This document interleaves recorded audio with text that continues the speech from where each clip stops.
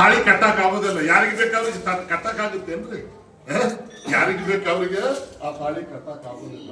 ಯಾಕಂದ್ರೆ ಮದುವೆ ಅನ್ನುವಂಥದ್ದು ಜೀವನದಲ್ಲಿ ಏನಿದೆ ಅಂತ ಹೇಳಿದ್ರೆ ಅಪರಿಚಿತ ವ್ಯಕ್ತಿ ಪರಿಚಿತರಾಗೋದು, ಅಪರಿಚಿತ ವ್ಯಕ್ತಿ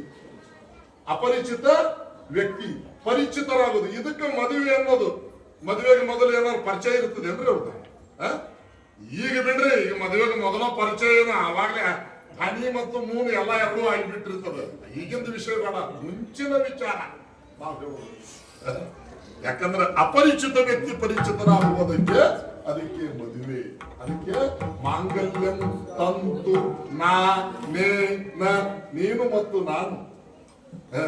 ಇದರಲ್ಲಿ ಏನಾಗಬೇಕಂತ ಹೇಳಿದ್ರೆ ಅವಘಾತ ಸಂಸಾರ, ಅವಘಡಯುಕ್ತವಾದಂತ ಸಂಸಾರದಲ್ಲಿ ನಾವಿಬ್ಬರೂ ಸಾಮೀಲಾಗಬೇಕು ಅಂತ. ಅದರಲ್ಲಿ ಒಬ್ಬರೇ ಅಲ್ಲ, ಬಾರಿ ಹೆಣ್ಣಿಗೆ ಮಾತ್ರ ದುಃಖ ಬರೋದಲ್ಲ, ಗಂಡಿಗೆ ದುಃಖ ಬಂದ್ರು ಅವಳು ಅದನ್ನ ಸಹಿಸಬೇಕು, ಅವಳಿಗೆ ದುಃಖ ಬಂದ್ರು ಇವಳು ಅದನ್ನ ಸಹಿಸಬೇಕು. ಅವಘಾತ ಸಂಸಾರ ಸುಖಾತ ಕರಿನ ಅಂತ ಅವಘಡಯುಕ್ತವಾಗಿರ್ತಕ್ಕಂಥ ಸಂಸಾರ ಸಹಿತ ಸುಖದ ಸುಪ್ಪತ್ತಿಗೆ ಅಲ್ಲಿ ಇಟ್ಟಿದ್ದಾರೆ ಭಗವಾನ ಪಾಂಡುರಂಗ. ನಾವು ತಾಳಿ ಕಟ್ಕೊಂಡಿವಿ, ಆ ಪರಮಾತ್ಮನ ಹೆಸರಿಗೆ ತಾಳಿ ಕಟ್ಕೊಂಡಿವಿ.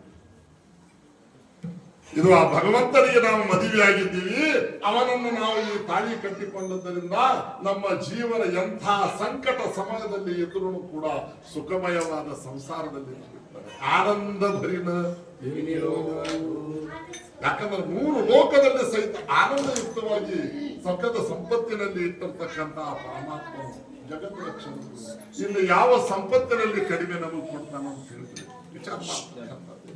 ಅದಕ್ಕೆ ಹರಿದಾಸಾಚಿಯೇ ಗರಿ ಮದ ಉಪಜವ ಜನ್ಮಾಂತರಿ ಮಣಶಿ ಕಾಹಿ ಮಾಗ ದೇಗ ಪಾಂಡುರಂಗ ಸಂತಾ ಲೋಟಾಂಗಣಿ जाता लाद नकोमणी मणशी काही मागा हेच देगा पांडुरंगा. मध्यंतर हरिदासाची घरी हरिदासाची घरी